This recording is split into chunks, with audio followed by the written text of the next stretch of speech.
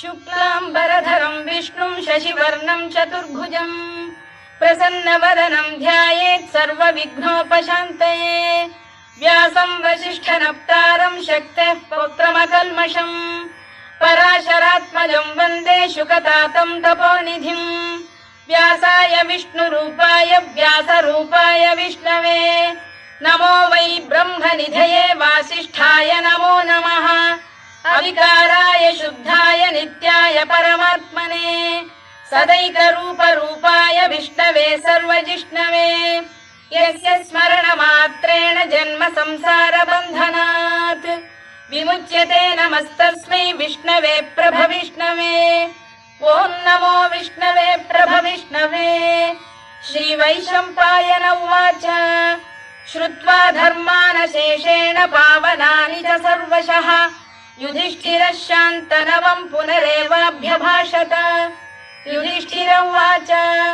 किमेकं दैवतं लोके किं वाप्येकं परायणम् स्तुवन्तः कङ्कमर्चन्तः प्राप्नुयुर्मानवा शुभम्। को धर्मः सर्वधर्माणां भवतः परमो मतः किं जपन्मुच्यते जन्तुर्जन्म संसारबन्धनात्। श्रीभीष्म उवाच जगत्प्रभुं देवदेवमनन्तं पुरुषोत्तमम् स्तुवन्नाम सहस्रेण पुरुषः सततोत्थितः तमेव चार्चयन् नित्यं भक्त्या पुरुषमव्ययम् ध्यायन् स्तुवन् नमस्यं च यजमानस्तमेव च अनादिनिधनं विष्णुं सर्वलोकमहेश्वरम् लोकाध्यक्षं स्तुवन् नित्यं सर्वदुःखातिगो भवेत्। ब्रह्मण्यं सर्वधर्मज्ञं लोकानां कीर्तिवर्धनम् लोकनाथं महद्भूतं सर्वभूतभवोद्भवम् एष मे सर्वधर्माणां धर्मोऽधिकतमो मतः यद्भक्त्या पुण्डरीकाक्षं स्तवैरच्चेन्नरः सदा परमं यो महत्तेजः परमं यो महत्तपः परमं यो महद्ब्रह्म परमं यः परायणम् पवित्राणां पवित्रं यो मङ्गलानां च मङ्गलम् दैवतं देवतानां च भूतानां यो व्ययः यतः सर्वाणि भूतानि भवन्त्यादियुगागमे यस्मिंश्च प्रलयं यान्ति पुनरेव युगक्षये तस्य लोकप्रधानस्य जगन्नाथस्य भूपते विष्णोर्नाम सहस्रं मे शृणु पापभयापहम्। यानि नामानि गौणानि विख्यातानि महात्मनः ऋषिभिः परिगीतानि तानि वक्ष्यामि भूतये। ऋषिर्नाम्नां सहस्रस्य वेदव्यासो महामुनिः छन्दोऽनुष्टुप् तथा देवो भगवान् देवकीसुतः अमृतांशुद्भवो बीजं शक्तिर्देवकी नन्दनः त्रिसामाहृदयं तस्य शान्त्यर्थे विनियुज्यते विष्णुं जिष्णुं महाविष्णुं प्रभविष्णुं महेश्वरम् अनेकरूपदैत्यान्तं नमामि पुरुषोत्तमम्। अस्य श्रीविष्णोर्दिव्यसहस्रनामस्तोत्रमहामन्त्रस्य श्रीवेदव्यासो भगवान् ऋषिः अनुष्टुप्छन्दः श्रीमहाविष्णुः परमात्मा श्रीमन्नारायणो देवता अमृतांशुद्भवो भानुरिति बीजम् देवकी नन्दन श्रेष्ठेति शक्तिः उद्भवः क्षोभणो देव इति परमो मन्त्रः शङ्खबृन्नन्दकी चक्रीति कीलकम् शार्ङ्गधन्वा गदाधर इत्यस्त्रम् रथाङ्गपाणिरक्षोभ्य इति नेत्रम् त्रिसामासामरः सामेति कवचम् आनन्दं परब्रह्मेति योनिः ऋतुः सुदर्शनकार इति दिग्बन्धः श्रीविश्वरूप इति ध्यानम् श्रीमहाविष्णुप्रीत्यर्थे सहस्रनाम जपे विनियोगः। ध्यानम् क्षीरोदन्वत्प्रदेशे शुचिमणिविलसत्सैकते मौक्तिकानाम् मालाक्लुप्तासनस्थस्फटिकमणिनिभैर्मौक्तिकैर्मण्डिताङ्गः शुभ्रैरभ्रैरदभ्रैरुपरि विरचितैर्मुक्तपीयूषवर्षैः आनन्दीनः पुनीयादरिनलिन गदा शङ्खपाणिर्मुकुन्दः भूः पादौ यस्य नाभिर्वियदसुरनिलश्चन्द्रसूर्यौ च नेत्रे कर्णावाशा शिरोद्यौर्मुखमपि दहनो यस्य वास्तेयमब्धिः अन्तस्थं यस्य विश्वं सुरनरखगो भोगि गन्धर्व दैत्यैः चित्रं रम्यते तं त्रिभुवन वपुषं विष्णुमीशं नमामि। ॐ नमो भगवते वासुदेवाय। शान्ताकारं भुजगशयनं पद्मनाभं सुरेशं विश्वाधारं गगनसदृशं मेघवर्णं शुभाङ्गम् लक्ष्मीकान्तं कमलनयनं योगिहृध्यानगम्यं वन्दे विष्णुं भवभयहरं सर्वलोकैकनाथम्। मेघश्यामं पीतकौशेयवासं श्रीवत्साङ्कं कौस्तुभोद्भासिताङ्गम् पुण्योपेतं पुण्डरीकायताक्षं विष्णुं वन्दे सर्वलोकैकनाथम्। नमः समस्तभूतानामादिभूताय भूभृते अनेकरूपरूपाय विष्णवे प्रभविष्णवे सशङ्खचक्रं सकिरीटकुण्डलं सपीतवस्त्रं सरसीरुहेक्षणं सहारवक्षस्थलशोभिकौस्तुभं नमामि विष्णुं शिरसा चतुर्भुजम्। छायायां पारिजातस्य हेमसिंहासनोपरि आसीनमम्बुदश्याममायताक्षमलङ्कृतम्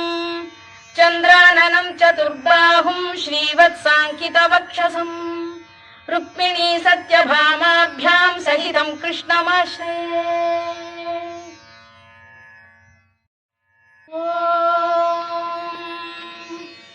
विश्वं विष्णुर्वषत्कारो भूतभव्य भवत्प्रभुः भूतभृद्भावो भूतात्मा भूतभावनः भूतात्मा परमात्मा च मुक्तानां परमागतिः अव्ययः पुरुषः साक्षी क्षेत्रज्ञोऽक्षर एव च योगो योगविदां नेता प्रधानपुरुषेश्वरः नारसिंहवपुः श्रीमान् केशवः पुरुषोत्तमः सर्वः शर्वः शिवस्थाणुर्भूतादिर्निधिरव्ययः सम्भवो भावनो भर्ता प्रभवः प्रभुरीश्वरः स्वयंभूः शम्भुरादित्यः पुष्कराक्षो महास्वनः अनादिनिधनो धाता विधाता धातुरुत्तमः अप्रमेयो ऋषिकेशः पद्मनाभोऽमरप्रभुः विश्वकर्मा मनुस्पष्टा स्थविष्ठस्थविरो ध्रुवः अग्राह्यः शाश्वतः कृष्णो लोहिताक्षप्रदर्दनः प्रभूतस्त्रिककुब्धाम पवित्रं मङ्गलं परम् ईशानप्राणदप्राणो ज्येष्ठः श्रेष्ठः प्रजापतिः हिरण्यगर्भो भूगर्भो माधवो मधुसूदनः ईश्वरो विक्रमी धन्वी मेधावी विक्रमक्रमः अनुत्तमो दुराधर्षः कृतज्ञकृतिरात्मवान् सुरेशः शरणं शर्म विश्वरेता प्रजाभवः अधः संवत्सरो व्यालप्रत्ययः सर्वदर्शनः अजः सर्वेश्वरः सिद्धः सिद्धिः सर्वादिरच्युतः वृषाकपिरमेयात्मा सर्वयोगविनिसृतः वसुर्वसुमनः सत्यः समात्मा संमितः समः अमोघः पुण्डरीकाक्षो वृषकर्मा वृषाकृतिः रुद्रो बहुशिरा बभ्रुर्विश्वयोनिश्रुतिश्रवाः अमृतः शाश्वतस्थाणुर्वरारोहो महातपाः सर्वगः सर्वविद्भानुर्विश्वक्सेनो जनार्दनः वेदो वेदविदव्यङ्गो वेदाङ्गो वेदवित्कविः लोकाध्यक्षः सुराध्यक्षो धर्माध्यक्षः कृताकृतः चतुरात्मा चतुर्व्यूहश्चतुर्दंष्टश्चतुर्भुजः भ्राजिष्णुर्भोजनं भोक्ता सहिष्णुर्जगदादिजः अनघो विजयो जेता विश्वयोनिः पुनर्वसुः उपेन्द्रो वामनः प्रांशुरमोघः शुचिरूर्जितः अतीन्द्रः सङ्ग्रहः सर्गो धृतात्मा नियमो यमः वेद्यो वैद्यः सदा योगी वीरः माधवो मधुः अतीन्द्रियो महामायो महोत्साहो महाबलः महाबुद्धिर्महावीर्यो महाशक्तिर्महाद्युतिः अनिर्देश्य वपुः श्रीमान् अमे आत्मा महादृधृत् महेश्वासो महीभर्ता श्रीनिवासः सताङ्गतिः अनिरुद्धः सुरानन्दो गोविन्दो गोविदाम्पतिः मरीचिर्दमनो हंसः सुपर्णो भुजगोत्तमः हिरण्यनाभः सुतपाः पद्मनाभः प्रजापतिः अमृत्युः सर्वदृक्सिंहः सन्धाता सन्धिमान् स्थिरः अजो दुर्मर्षणः शास्ता विश्रुतात्मा सुरारिः गुरुर्गुरुतमो धाम सत्यः सत्यपराक्रमः निमिषो निमिषस्रग्वी वाचस्पतिरुदारधीः अग्रणी ग्रामणी श्रीमान् न्यायो नेता समीरणः सहस्रमूर्धा विश्वात्मा सहस्राक्षः सहस्रपात् आवर्तनो निवृत्तात्मा संवृतः सम्प्रमर्दनः अधः संवर्तको वह्निरनिरोधरणीधरः सुप्रसाद प्रसन्नात्मा विश्वधृक् विश्वभुग्विभुः सत्कर्ता सत्कृतः साधुर्जह्नुर्नारायणो नरः असंख्येयो प्रमेयात्मा विशिष्टः शिष्टकृच्छुचिः सिद्धार्थः सिद्धसङ्कल्पः सिद्धिदः सिद्धिसाधनः वृषाही वृषभो विष्णुर्वृषपर्वा वृषोदरः वर्धनो वर्धमानश्च विविक्तः श्रुतिसागरः सुभुजो दुर्धरो वाग्मी महेन्द्रो वसुदो वसुः नैकरूपो बृहद्रूपः शिपिविष्टप्रकाशनः ओजस्तेजोद्युतिधरः प्रकाशात्मा प्रतापनः वृद्धस्पष्टाक्षरो मन्त्रश्चन्द्रांशुर्भास्करद्युतिः अमृतांशुद्धवो भानुः शशबिन्दुः सुरेश्वरः औषधम् जगतः सेतुः सत्यधर्मपराक्रमः भूतभव्यभवन्नाथः पवनः पावनो नरः कामः कामकृत्कान्तः कामः कामप्रदप्रभुः युगादिकृद्युगावर्तो नैकमायो महाशनः अदृश्यो व्यक्तरूपश्च सहस्रजिदनन्तजित् इष्टो विशिष्टः शिष्टेष्टः शिखण्डी नघुषो वृषः क्रोधः क्रोधकृत्कर्ता विश्वबाहुर्महीधरः अच्युत प्रतिथ प्राण प्राणदो वासवानुजः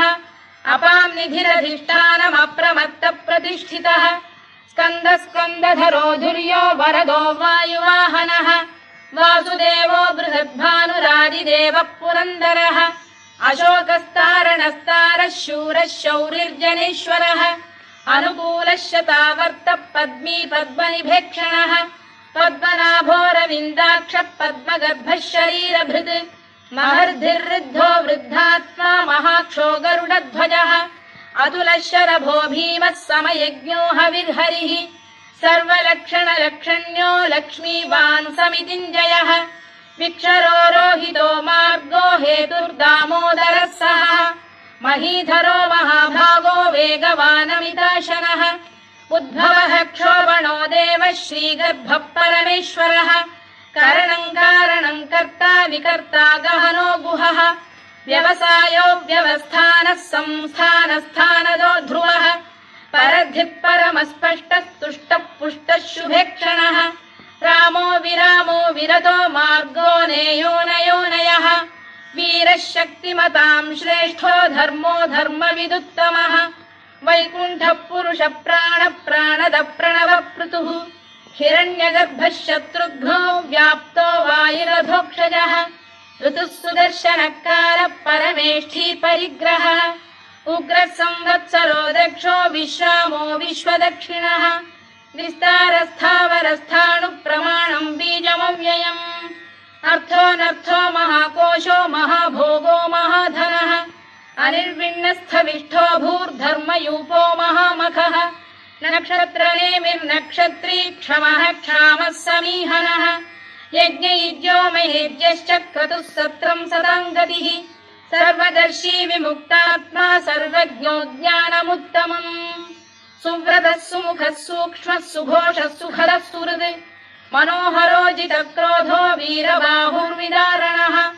स्वापनः स्ववशो व्यापी नैकात्मा नैककर्मकृत् वत्सरो वत्सलो वत्सी रत्नगर्भोधनेश्वरः धर्मकृद्धर्मी सदसक्षरमक्षरम् अविज्ञाता सहस्रांशुर्विधाता कृतलक्षणः गभस्तिनेमिः सप्तस्तः सिंहो भूतमहेश्वरः आदिदेवो महादेवो देवेशो देवभृद्गुरुः उत्तरो गोपतिर्गोप्ता ज्ञानगम्यः पुरातनः शरीरभूतभृद्भोक्ता कपीन्द्रो भूरि दक्षिणः सोमपोऽमृतपः सोमः पुरुजिः पुरुषत्तमः विनयो जयः सत्यसन्धो दाशार्हः सात्वताम् पतिः जीवो विनयिता साक्षी मुकुन्दो मितविक्रमः अम्भोनिधिरनन्तात्मा महोदधिशयोऽन्तकः अजो महार्घः स्वाभाव्यो जितामित्रप्रमोदनः आनन्दो नन्दनो नन्दः सत्यधर्मात्रिविक्रमः महर्षि कपिलाचार्यः कृतज्ञो मेदिनीपतिः त्रिपदस्त्रिदशाध्यक्षो महाशृङ्गकृतान्तकृत् महावराहो गोविन्दः सुषेणः कनकाङ्गनी गुह्यो गभीरो गहनो गुप्तश्चक्रगदाधरः मेधास्वाङ्गोजितः कृष्णो दृढः सङ्कर्षणोच्युतः वरुणो वारुणो वृक्षः पुष्कराक्षो महामनाः भगवान् भगहानन्दी वनमाली हलायुधः आदित्यो ज्योतिरादित्यः सहिष्णुर्गतिसप्तमः सुधन्वाखण्ड परशुर्दारुणो द्रविणप्रदः दिवस्पृक् सर्वदृग्व्यासो वाचस्पतिरयो निजः त्रिसामासामगः साम निर्वाणम् भेषजम् भिषज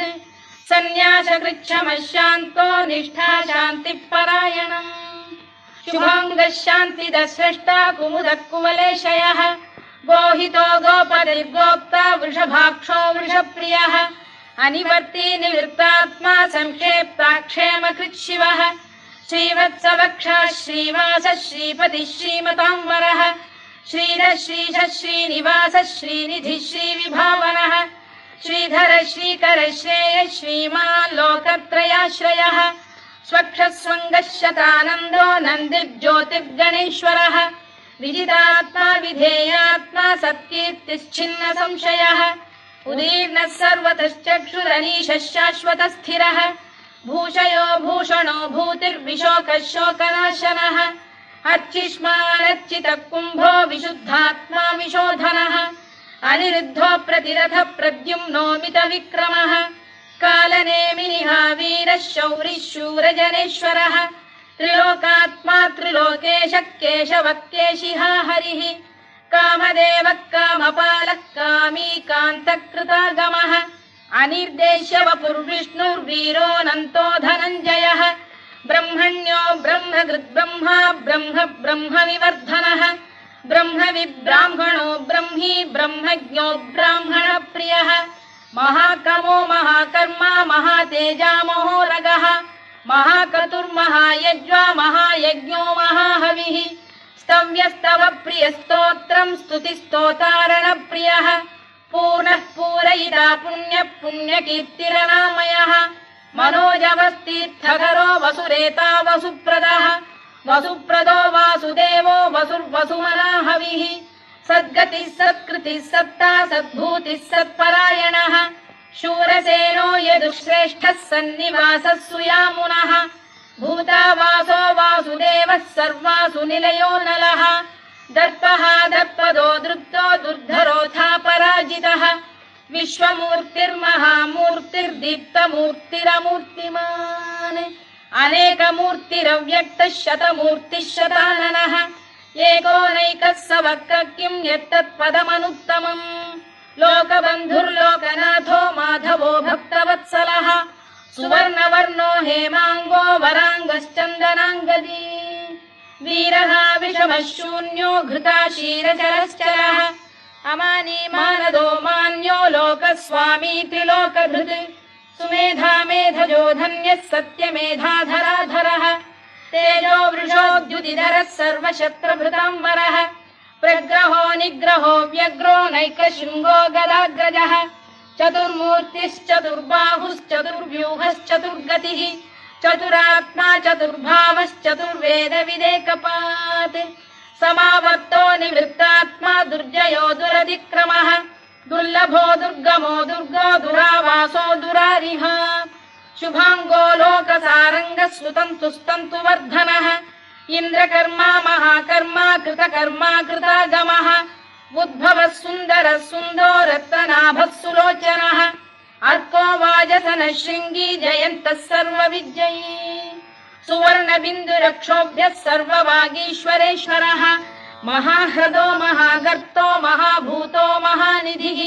कुमुदः कुन्दरः कुन्दः पर्जन्यः पावनो निलः अमृताशोऽमृतवपुः सर्वज्ञः सर्वतोमुखः सुलभः सुव्रतः सिद्धः शत्रुजिच्छत्रुतापनः न्यग्रोधोदुम्बरोश्वत्तश्चाणूरान्ध्रैषूदनः सहस्रार्चिः सप्तजिह्वः सप्तैधा सप्तवाहनः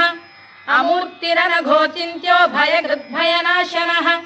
अणुबृहत्कृशस्थूलो गुणभृन्निर्गुणो महान् अधृतस्वधृतस्वास्य प्राग्वंशो वंशवर्धनः धारभृत्कथितो योगी योगीशः सर्वकामदः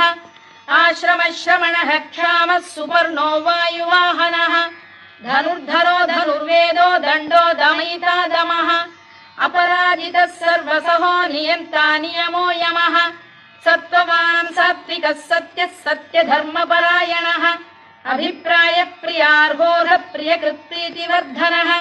विहाय सगतिर्ज्योतिः सुरुचिर्कुतभुग्विभुः रविर्विरोचनः सूर्यः सवितारविलोचनः अनन्तो हुतभुग्भोक्ता सुखदो नैकजोऽग्रजः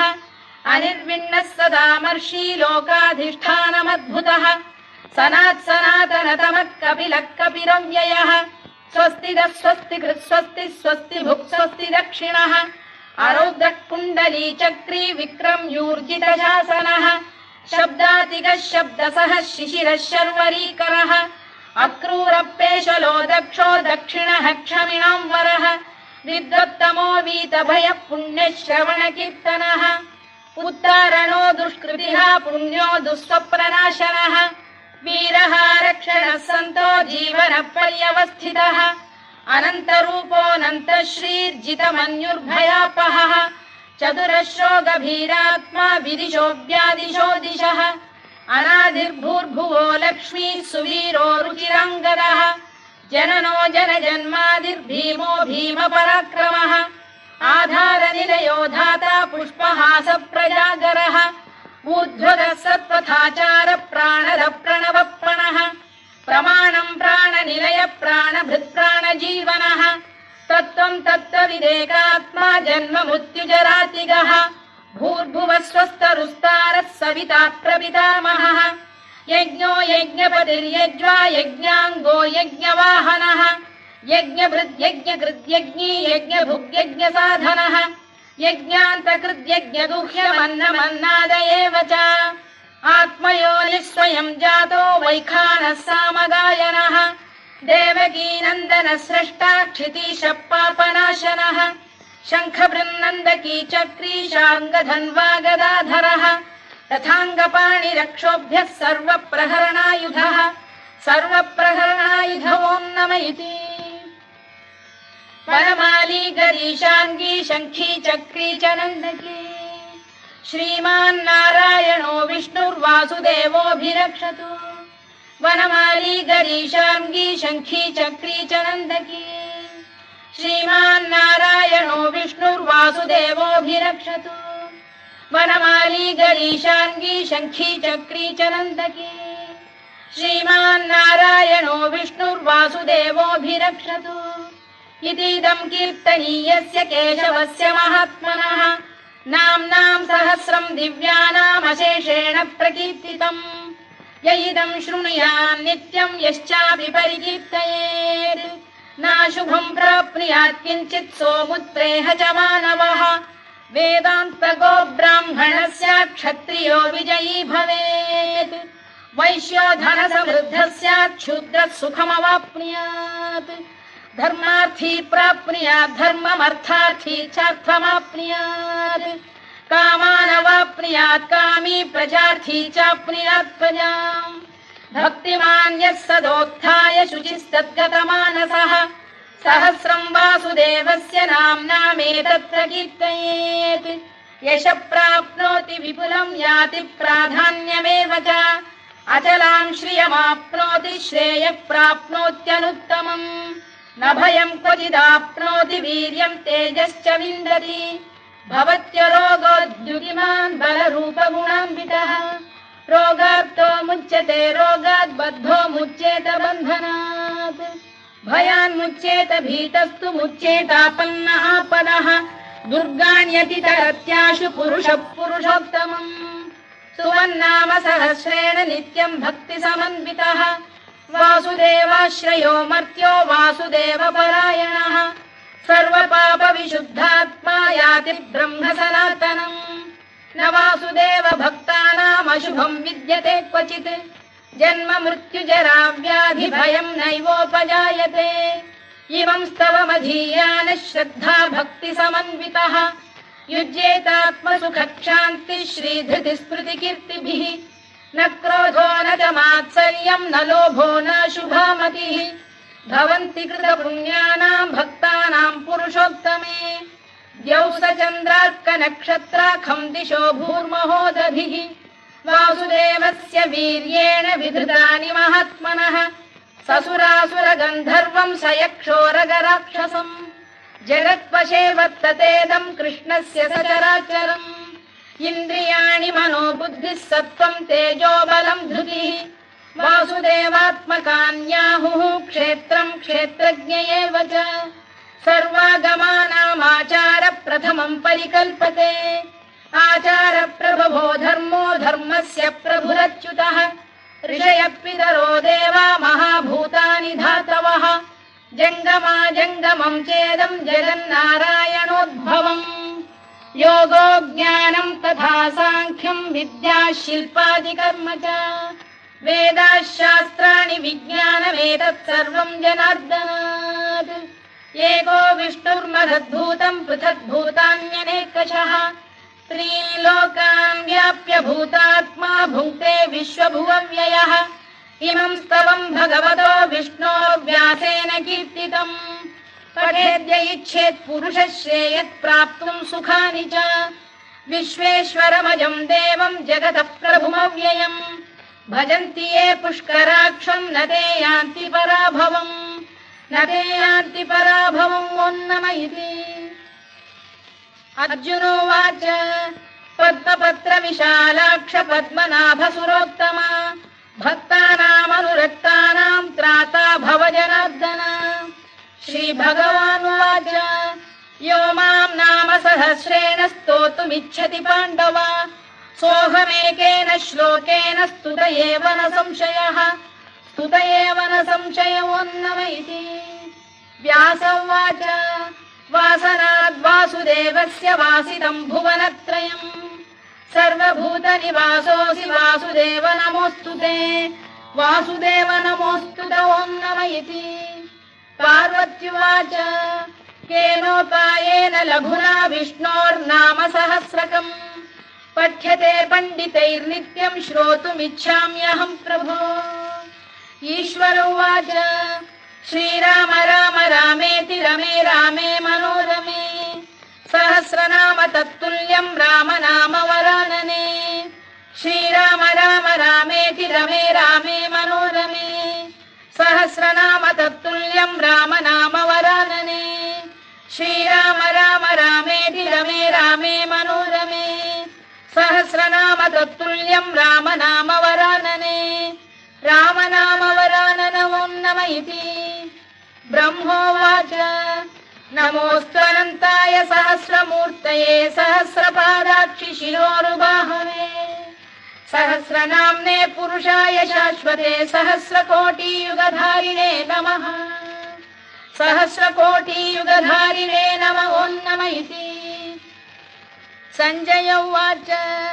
यत्र योगेश्वर कृष्णो यत्र पार्थो धनुर्धरः तत्र श्रीविजयो भूतिर्ध्रुवा नीतिर्मतिर्मम श्रीभगवानुवाच अनन्याश्चिन्तयन्तो मां ये जनाः पर्युपासते तेषाम् नित्याभियुक्तानां योगक्षेमम् वहाम्यहम् परित्राणाय साधूनां विनाशाय च दुष्कृताम् धर्म संस्थापनार्थाय सम्भवामि युगे युगे आर्ता विषण्णा शिथिलाश्च भीता घोरेषु च व्याधिषु वर्तमानाः संकीर्त्य नारायण शब्दमात्रम् विमुक्त दुःखा सुखिनो भवन्तु कायेन वाचा मनसेन्द्रियैर्वा बुद्ध्यात्मना वा प्रकृते स्वभावात् करोमि यद्यत् सकलम् परस्मै नारायणायेति समर्पयामि।